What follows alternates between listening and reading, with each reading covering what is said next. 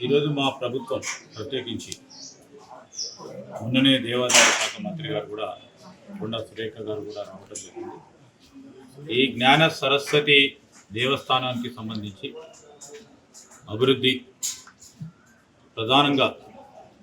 అనేక సంవత్సరాలుగా పెండింగ్లో ఉన్న మాస్టర్ ప్లాన్కి సంబంధించిన అంశం కానీ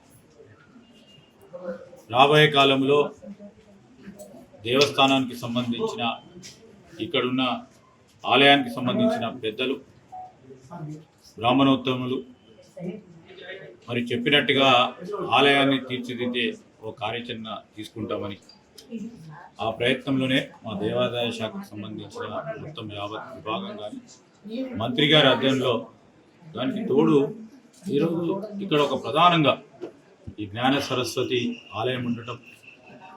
ఆ రోజు మా ప్రభుత్వంలో ఇక్కడ సరస్వతి ఆలయం ఉంది, చదువుల తల్లి నిలయం కనుక ఒక IIITని ఇక్కడ స్థాపించడం, దాంతోపాటు ఇది ఒక ప్రధానమైన సరస్వతి నిలయంగా మొత్తం యావత్ రాష్ట్రం కూడా సరస్వతి నిలయంగా నిలపాలనే ఉద్దేశంతో ముందుకు తీసుకెళ్లే ప్రయత్నం చేస్తాం.